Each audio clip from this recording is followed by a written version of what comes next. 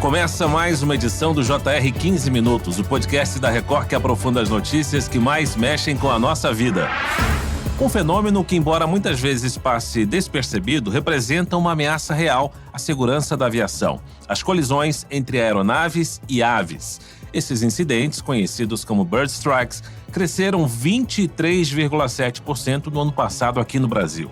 O Sistema de Investigação e Prevenção de Acidentes Aeronáuticos registrou 923 casos em aeroportos do país.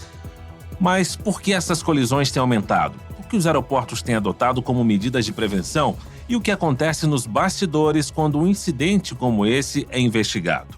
Para entender melhor o tema, o JR 15 Minutos de hoje conversa com Tony Chastinet, repórter do Núcleo Investigativo da Record, que mergulhou nesse assunto em uma produção especial. Olá, Tony, seja bem-vindo.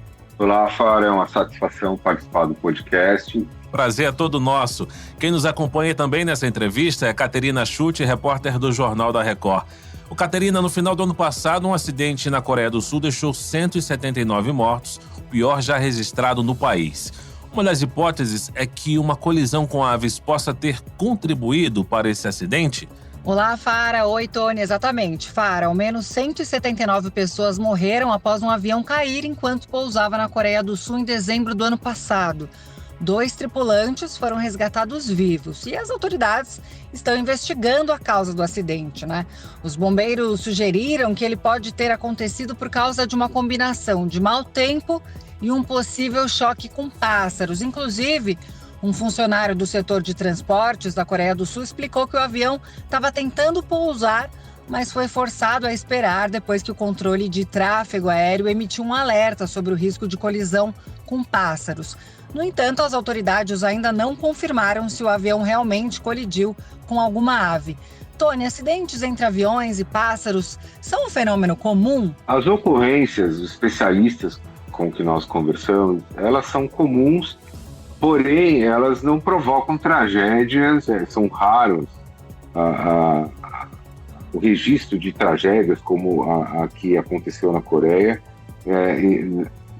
quando uma colisão provoca a morte, um acidente que cai a aeronave e morrem as pessoas, quase todos, né? Porém, assim, os incidentes, eles acontecem, né? Porque as aves estão ali próximos dos aeroportos, não só aqui no Brasil, como no mundo inteiro. Agora, Tony, imagens registradas pelo Núcleo Investigativo da Record mostram a presença de aves em ruas próximas à pista do principal aeroporto do Brasil, o aeroporto de Cumbica. Mas esse problema não é exclusivo do nosso país. Outros lugares no mundo também enfrentam desafios semelhantes, né? Sim, os especialistas com quem nós conversamos, os documentos que nós pesquisamos, isso ocorre porque os aeroportos, eles têm áreas abertas, muitas delas gramadas, e é uma área segura para a ave. Ela não vai ter um predador ali, ela vai ter alimento, ela vai ter abrigo, então elas acabam, quando é permitido, né, quando as administrações dos aeroportos permitem, se alimentando, procurando comida, abrigo ali naqueles lugares. Obviamente cabe a quem cuida dos aeroportos não permitir que isso aconteça. Isso é no mundo inteiro, né? Agora, Tony, as ocorrências de colisão entre aviões e aves cresceram mais de 23% no ano passado aqui no país. Segundo o Cipaer, né, foram registrados 923 incidentes em aeroportos de todo o país. Durante sua investigação, você conseguiu descobrir por que esses episódios têm aumentado nos últimos anos? Olha, um dos fatores, segundo os especialistas, é que também com o fim da pandemia e a retomada dos voos, as pessoas voltaram a viajar, o transporte de carga, aumentou o movimento e também vão aumentar os incidentes, as ocorrências, né? E aí também tem casos específicos, né, que envolvem situações dentro dos aeroportos, né, na administração ali da área interna do aeroporto e também do entorno do aeroporto, né? Então, essas são as possíveis explicações para esse aumento, né? Quer dizer, há necessidade de os administradores, quem cuida da gestão dos aeroportos, ficarem atentos para esse problema, que é um problema que parece simples, mas não é.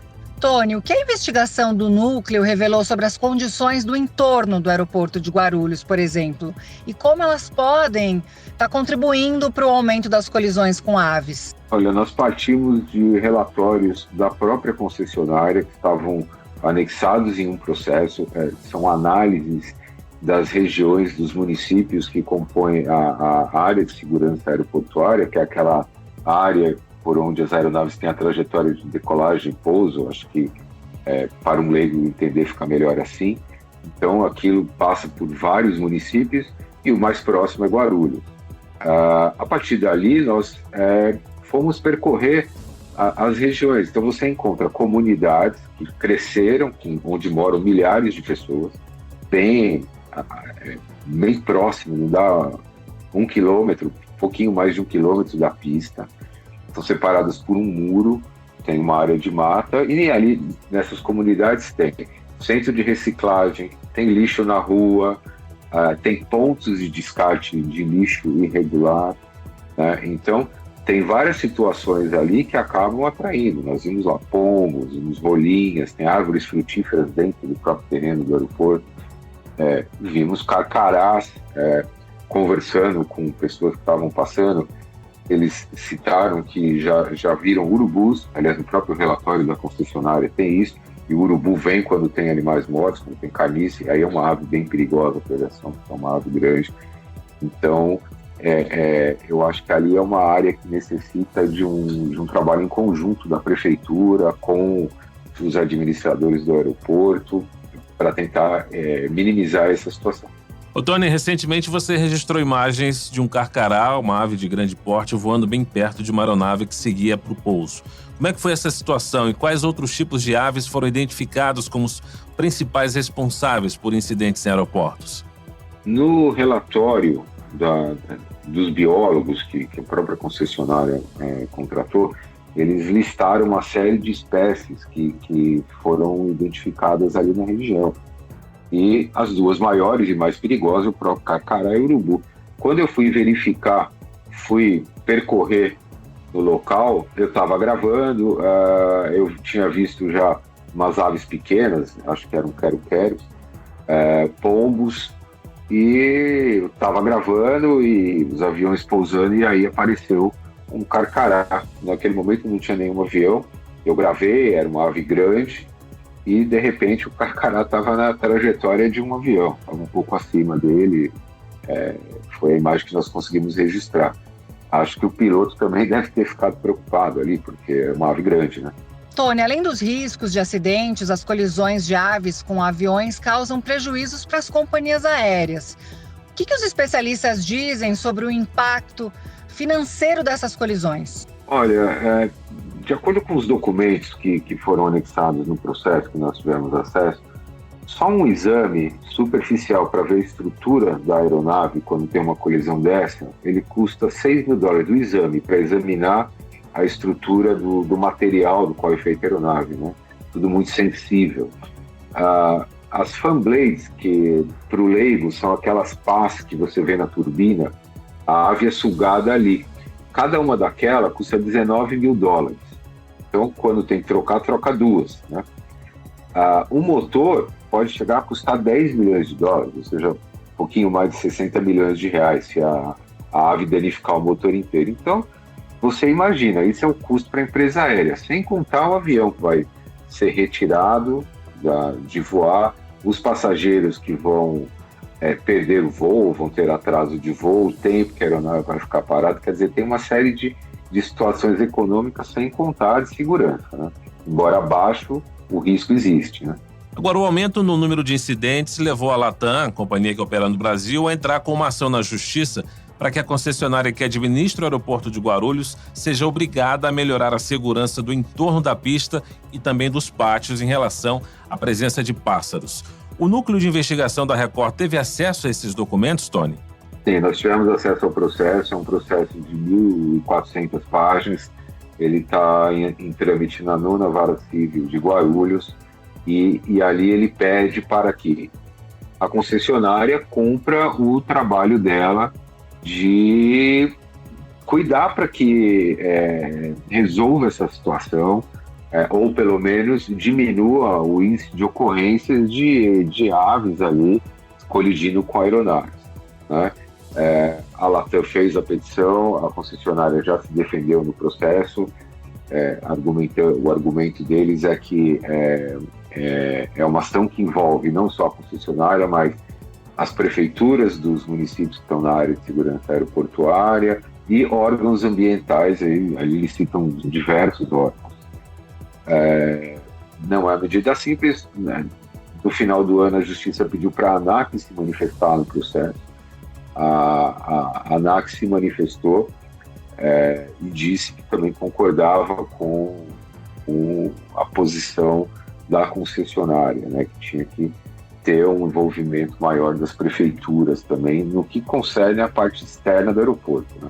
Para a parte interna, a própria Latam eles colocaram no processo lá e nós conseguimos vídeos de um canal que mostram aves na pista, e isso porque eles aparam a grama e se não é recolhida aquelas aparas da grama, aquilo vira alimento para os pássaros e aí eles voam para a pista, para as laterais da pista e ficam lá. Tony, você conseguiu descobrir se as operadoras dos aeroportos têm tomado medidas para mitigar o problema das colisões com aves? Olha, eles têm adotado medidas, conversando com especialistas. Surgiu o exemplo do caso do Rio de Janeiro, do Galeão, eles estão usando aves de rapina, né, falcões, gaviões, para irem atrás de outras aves. Também emissão de sons, né? Antigamente se usavam fogos de artifício, agora eles usam buzinas para afastar. Eles fazem a vistoria da área interna do aeroporto, coletam ovos, eles tentam tornar a vida da ave mais difícil, não seja um lugar confortável para ela ficar, para ela ir voar para outro lugar. E tem, pelo que eu entendi, eles também têm conversado com as prefeituras para ter cuidado com o entorno do aeroporto, né?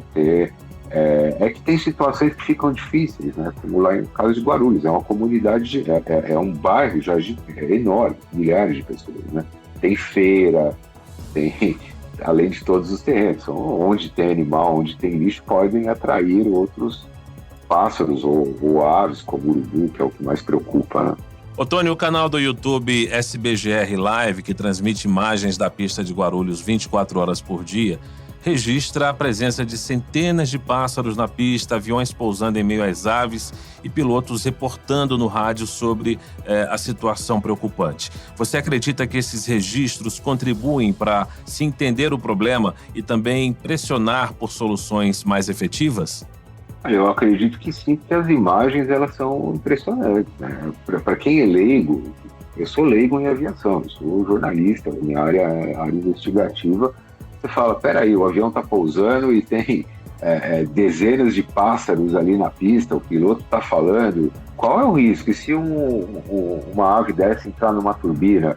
Eu acho que sim, uma imagem dessa se despertou uma preocupação num jornalista, imagina uma autoridade ou num passageiro. Imagina o cara que está no avião, olha, o avião vai pousar, tem um monte de ave ali, se uma ave dessa entrar na turbina, quer dizer, tem sim ter mais cuidado com esse tipo de situação, porque situação aérea, para você como especialista no assunto, um acidente são sempre vários fatores, mas esse é um fator que é possível evitar, é possível pelo menos diminuir, né?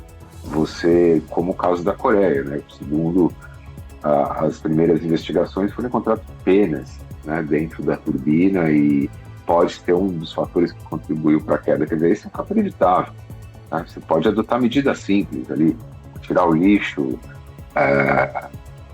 fazer os cuidados biológicos ou arrumar medidas de que afugentem essas aves. Então, assim, eu acho que sim, dá para conscientizar e pressionar assim, as autoridades para que tomem, os envolvidos na história para que tomem providência. Muito bem, nós chegamos ao fim dessa edição do 15 Minutos e eu agradeço a participação do Tony Chastanet, repórter investigativo da Record. Muito obrigado, Tony. Obrigado, Fara, e conte conosco sempre que tivermos novas reportagens, novas investigações, estamos à disposição seu podcast. O espaço também está à disposição. Eu agradeço a presença também da repórter do Jornal da Record, Caterina Schutte. Valeu, Caterina. Muito obrigada, Fara, Tony. Foi um bate-papo muito esclarecedor.